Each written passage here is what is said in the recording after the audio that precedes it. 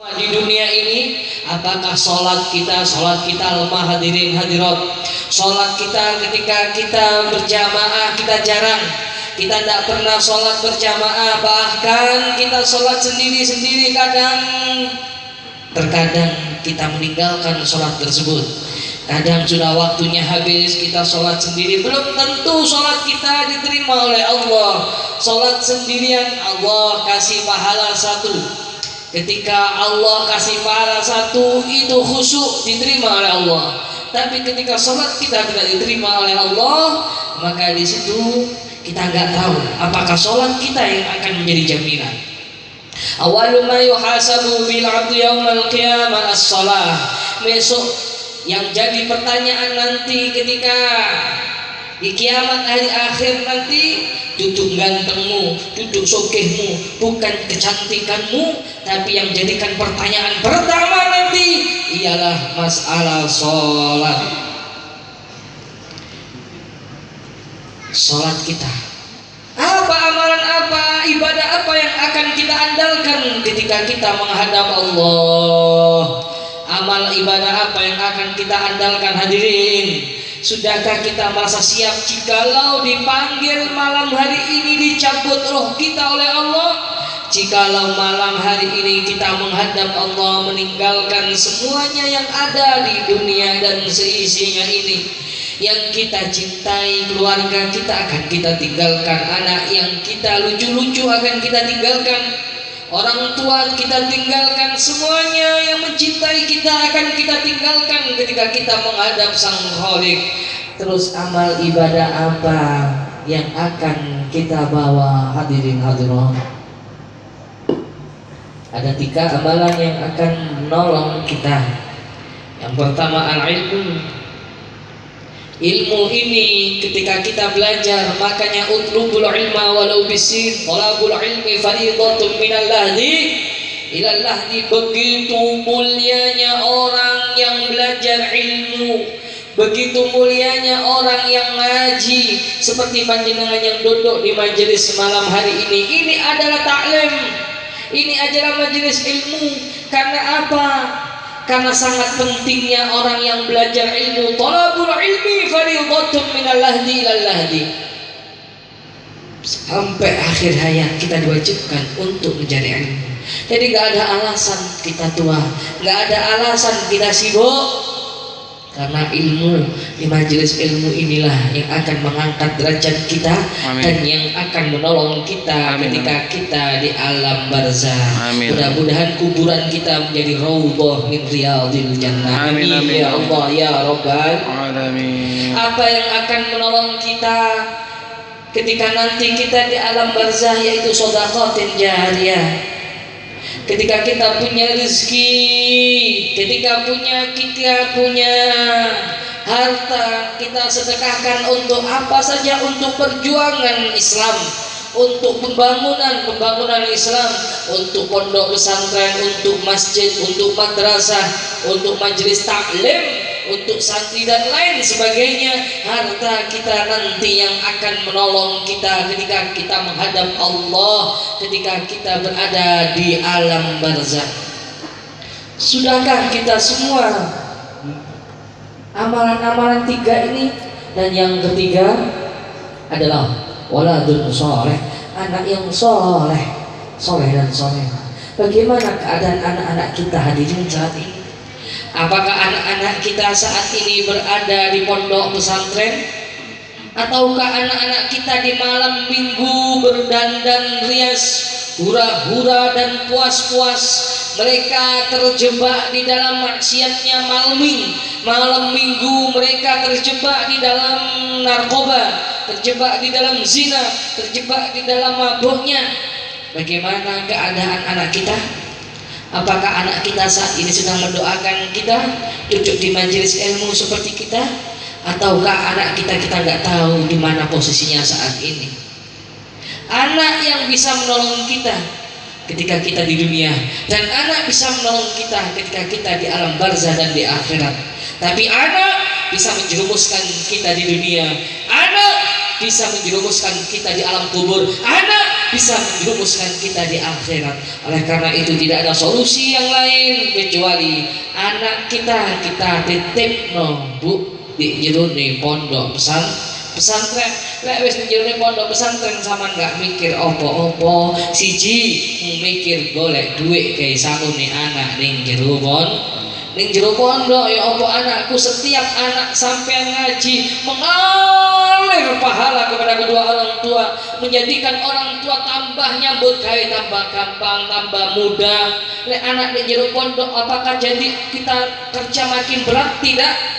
Ketika anak ditaruh di pesantren ini mengalir keberkahan sehingga orang tua bekerja itu dimudahkan oleh Allah. No rezeki. Kalau sudah anak di pondok, nanti ketika kita mati siapa yang akan menolong? Yaitu anak. Tapi kalau anak kita sekolahkan sampai tinggi gak mengenal agama, maka nanti gak ada yang menolong kita. Bahkan kuburan wong tuane karo saben malam Jumat ahli kubur oleh nang omah anggo jaluk tungo wacan Quran ngajan sakalimah lamun ora dituruti banjur bali mrebes milih terus bali nang kuburan mangku tangan tetangisan terus sih sholli wa sallim kebacut temenan ger anak putu terus orang duisin tinggalanku disana terus bali dunya dijaluk kabeh dunia nih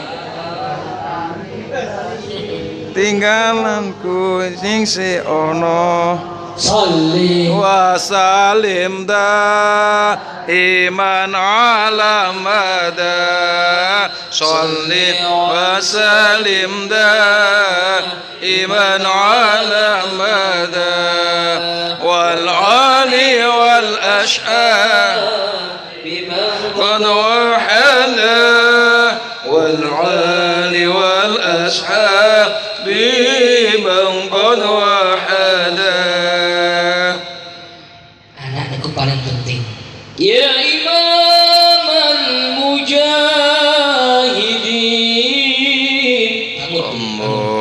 terutama ibu-ibu tangi wong tua ini keramat dengan ibu kayak wali ibu itu anak-anak kayak wali keramat ya Rasulullah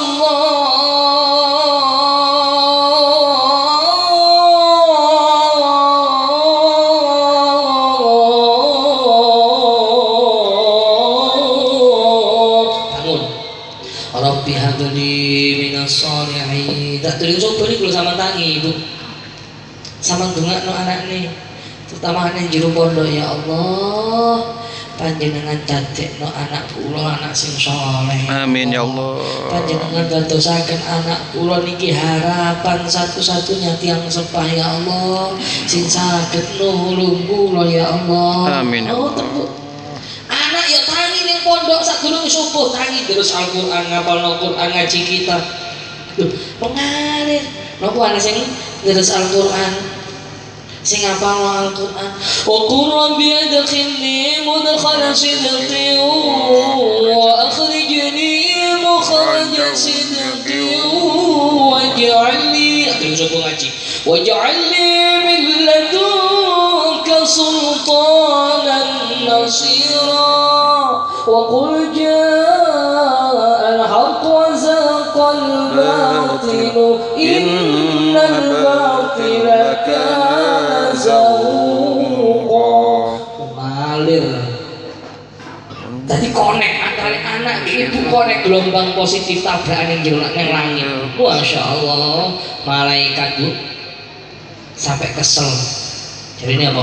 70.000 malaikat kesel nyatet keapian ini gua keluarga nih gua. Masya Allah. Bayangkan keluarganya bakal dijogo, keluarganya bakal full barokah. Amin amin. Tapi lek anake dijarno gak tape urus, wis bahasa karep-karepe. Yang penting anakku dadi S1, S2, S3 terus sampai esak remos mari ngoten. Neng kuliah napa Bu terjerumus mabuk-mabukan. Nggih, gak ngontrol wis kadang kos-kosan nang luar kota. Lah angkat kena kuliah luar kota, dolan kerja. Wis gak ngreken anak. Tapi kau terjerumus. Loh, wong tua sing angsal niki Bu. Anak dan istri harta untukmu, amanah Tuhan ada padamu. Bakal dipentungi wong tua. Anak wong tua nih ketika ning akhirat niku padahal ning wong tua ning dunya iki sregep ibadah. Tapi ketika di akhirat ini digoleki malaikat wis kadung ning swarga diceluk, dicemplung nang neraka gara-gara gak pecus, gak entos dedean anak dikenalno ilmu dunya tok, gak dikenalno ilmu agama. Sehingga sampai ibadah siang malam, sampai ibadah wong tuane sampai kesel, sampai baduke mlentes-mlentes, sujud sampai mlentes-mlentes. Tapi anake dijarno terjerumus, gak kenal maulid, gak kenal Kanjeng Nabi, gak kenal Rasulullah, gak kenal majelis ilmu. Bakal kula kali panjenengan dituntut Bu kali anak. Anake bengok-bengok ning neraka. Sama nunggu ning swarga digoleki. Apa li bengok-bengok? Aku gak terima malaikat. Bapak kula, ibu kula enak-enak lungguh ning swarga, sedangkan kula dipentungi kali malaikat mriki. Wong kula dipocok kok.